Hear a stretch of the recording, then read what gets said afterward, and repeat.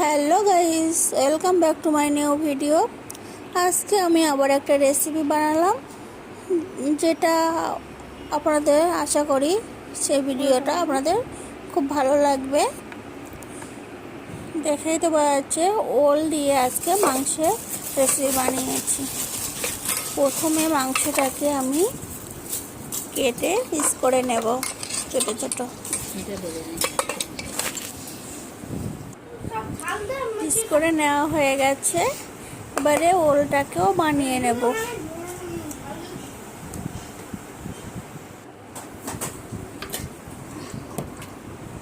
এবারে মাংসের মধ্যে জল দিয়ে মাংসটাকে ভালো করে ধুয়ে নেব। নিয়ে প্রেসার কুকারের মধ্যে অল্প পরিমাণ তেল দিয়ে এবারে মাংসগুলো সব দিয়ে স্বাদ অনুযায়ী লবণ দিয়ে মাংসটাকে ভালো করে সিদ্ধ করে নিতে হবে, 2-3টে সিটি মেরে।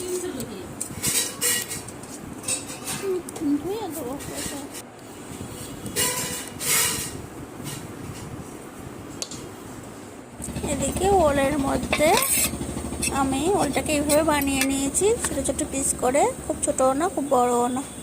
স্বাদ অনুযায়ী লবণ আর 1 চামচ পরিমাণ হলুদের গুঁড়ো দিয়ে ভালো করে ওলটাকে মাখিয়ে নেব। এবারে কড়াইতে পরিমাণ মতো তেল দিয়ে দেব, দিয়ে ওলটাকে আমি ভালো করে ভেজে নেব।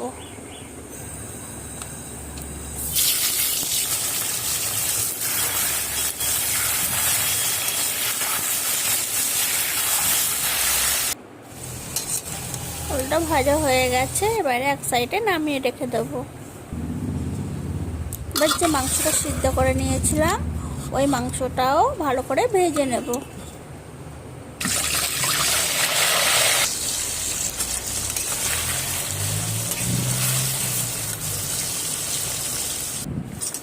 মাংসটাও ভাজা হয়ে গেছে, এটাকেও নামিয়ে নেব।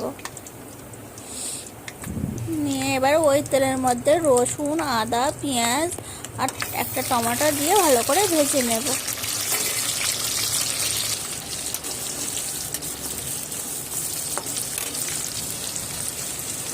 ভাজা হয়ে গেছে, এবারে আমি মিক্সি জারের মধ্যে নিয়ে নেব।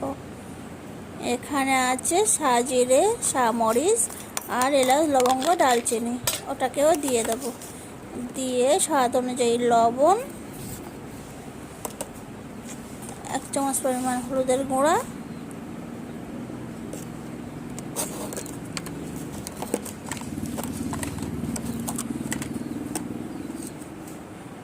1 চামচ পরিমাণ গরম মশলা গুঁড়া,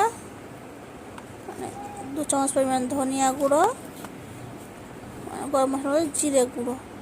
এবারে সাদা সর্ষে 1 চামচ পরিমাণ, পোস্ত 1 চামচ পরিমাণ দিয়ে সামান্য পরিমাণ জল দিয়ে এটাকে ভালো করে একটা পেস্ট বানিয়ে নেব। পেস্ট বানানো হয়ে গেছে, এবারে কড়াইয়ের মধ্যে পরিমাণ মতো তেল দিয়ে পেস্টের মধ্যে স্বাদ অনুযায়ী, মানে যার যতটা পরিমাণ লঙ্কা পছন্দ সেরকম পরিমাণ লঙ্কা দিয়ে দেবেন, লঙ্কা গুঁড়ো দিয়ে একটু নাড়িয়ে চাড়িয়ে নিয়ে পরিমাণ মতো তেল দিয়ে তেলটাকে গরম করে নিয়ে এবারে মশলাটাকে ভালো করে, মানে সব মশলাটাকে দিয়ে একটু কষিয়ে নিতে হবে। ভালো করে কষিয়ে নেওয়ার পরে ওই জারটা ধুয়ে 1 জার পরিমাণ জল দিয়ে আবারও মশলাটাকে আমি কষিয়ে নিয়েছি। যখন পুরো এরকম তেল ছেড়ে দেবে ওই পর্যায়ে ভেজে রাখা মাংস আর ওলটাকে দিয়ে দিতে হবে। দিয়ে আবারও ভালো করে নেড়ে চেড়ে কষিয়ে নিতে হবে।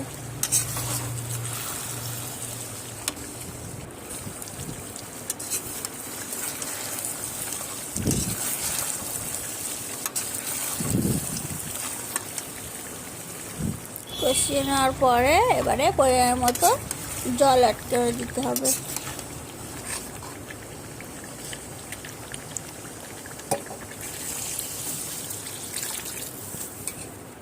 জলটাকে দিয়ে ভালো করে নাড়িয়ে চাড়িয়ে নিয়ে ঢাকনা দিয়ে প্রায় 15-20 মিনিট মতো অপেক্ষা করলেই ওল মাংসের রেসিপি রেডি হয়ে যাবে।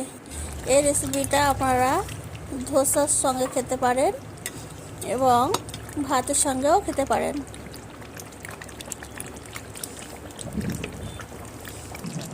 এটাকে আমি ধোসার সঙ্গে পরিবেশন করেছি।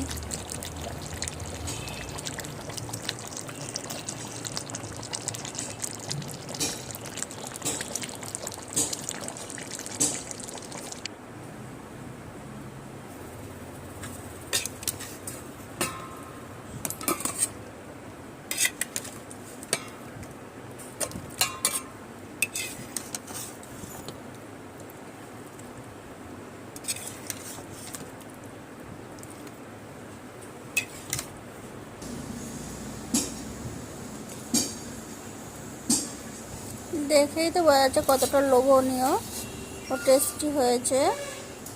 যদি এই রেসিপিটা ভালো লেগে থাকে তাহলে আমাকে কমেন্টে আপনারা অবশ্যই জানাবেন যে রেসিপিটা কেমন হয়েছে। আজকের মতো ভিডিওটা শেষ করলাম। আপনারা সবাই ভালো থাকবেন, সুস্থ থাকবেন, আল্লাহর রহমতে।